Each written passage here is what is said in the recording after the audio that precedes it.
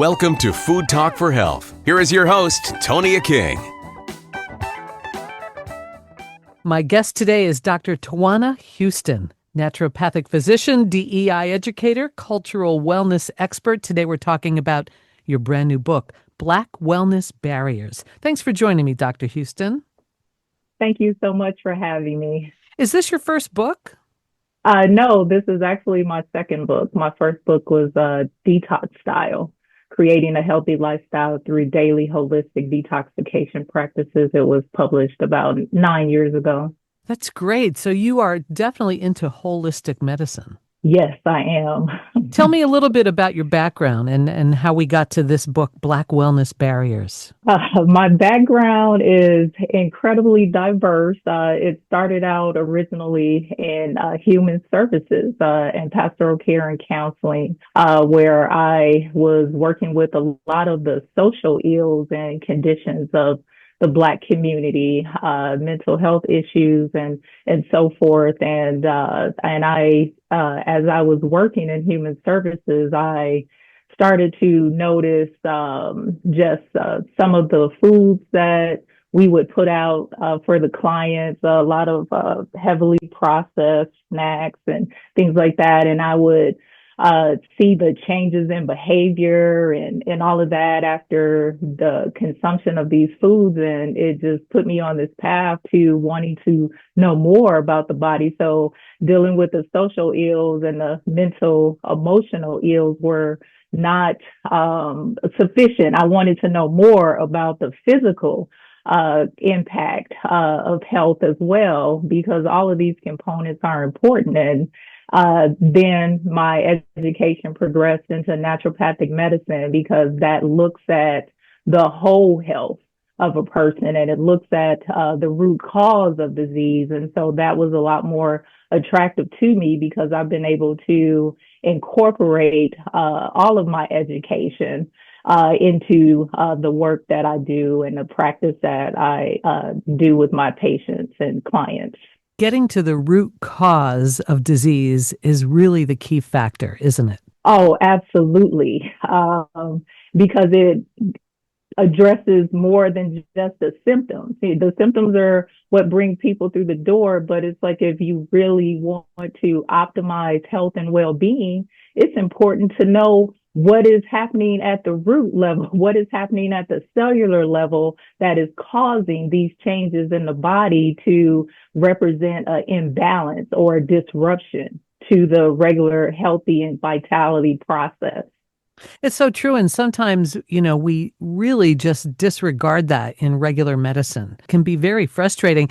And now, how did you put together the Black Wellness Barriers? You brought this into the Black community specifically with this book, correct? Yes, it was written for the Black community. However, it also serves as a tool for medical professionals as well as mental health professionals because it is creating a context in which they can better serve that population. Did you do a lot of research? Oh, yes, a lot of research with Black Wellness Barriers. It's looking and examining all of the various factors. I use a four-part framework that includes the historical context of the dehumanization and trauma in the Black community, starting with the period of enslavement. I also evaluate the structural barriers that were birthed out of that period, in addition to the stress response and the transgenerational trauma. And so when we take all of those into consideration, it provides a framework that's going to more closely help us to understand the systemic issues that are contributing to these contributing to these health outcomes, and not making it the sole responsibility of just personal health failing on the shoulders of the individual of, hey, you are not making great healthy choices, but hey, what about the systemic factors that limit my options to make choices from? And so it creates that understanding, as well as it provides tools for the Black community to help to begin to reclaim that wellness. And getting the word out is key. The book will be out on Monday, August the 4th, available on Amazon.com. It's an exciting time. It's a very definitive time in the history of our country, with so many things going on in regards to cultural erasure and so forth. And it helps to just provide some more information as to why this is important, why we have a health crisis on our hands that needs to be addressed now. Absolutely. Your whole analysis of structural racism and how it's shaped the whole chronic disease pattern. And it goes so much more even beyond that, right? With psychological and physiological effects on people. Yes. And it's stemming from the stress response. What ends up happening is that because of these structural barriers, the limited accessibility to the various resources that are needed for one to have a thriving life lived experience, when you are constantly under situations of discrimination and social oppression, it continues to engage that stress response in the body. And when we look at the connection between stress and chronic disease, the evidence is there of this perpetual engagement contributes to the high rates and incidents that we see with African Americans being 50% more likely to have hypertension.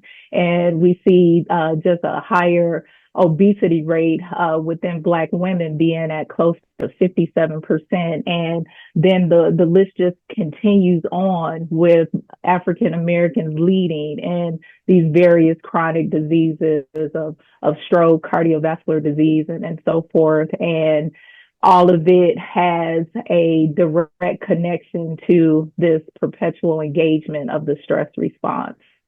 I think your timing is perfect for releasing the book. How long have you been working on this? I've been working on this book for over 12 years when I initially started researching and presenting on it to the medical community. And it's been a progression. I taught at the adjunct faculty level at a medical school with many of the components of the framework of the book. I taught there for 4 years to medical students and with a cultural competency lecture series so that I could help them in terms of just creating a better generation of doctors that are more informed, that are walking into that clinical encounter with more compassion and understanding and slow to judgment and assumptions, which is what we see happening today between the relationships of doctors and their patients, and that implicit bias overruling the ability for doctors to build the kind of rapport that's going to produce more optimal outcomes for their patients. Has it been well received with the medical community? Uh, it's a sensitive topic, Tonia. Yeah.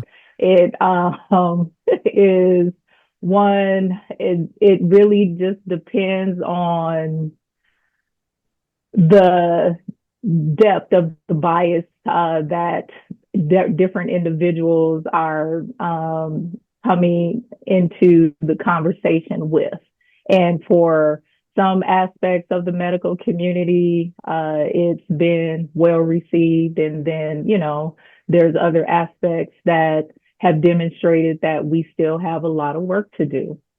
I guess you can't please everybody, Not at all. But it's good because you're getting what is in your soul out and you're sharing it with the public, and, let people think what they will, but at least you're putting out something that's pretty important and a great message. Yes, it's a imperative message for such a time as this. because the disparities just seem to be getting worse. The health outcomes need more widespread attention so that the policies can begin to shift in the favor that's going to be more beneficial to the health and well-being of the Black community. We don't want it to get worse. We want it to get better.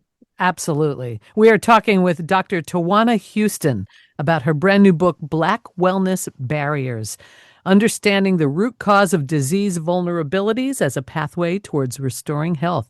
I really appreciate your time today. And how do we find you on social media, and how do people find the book? People can find the book on Amazon.com, and you can find me on all social media outlets at Black Cell Consulting. And you can also visit my website, blackcellconsulting.com, and that's cell as in cellular, cells of the body, CELL, blackcellconsulting.com. Thank you so much for your time today. Thanks for having me. You've been listening to Food Talk for Health with Tonia King. Thanks for joining us. Eat well to be well. Subscribe to the podcast.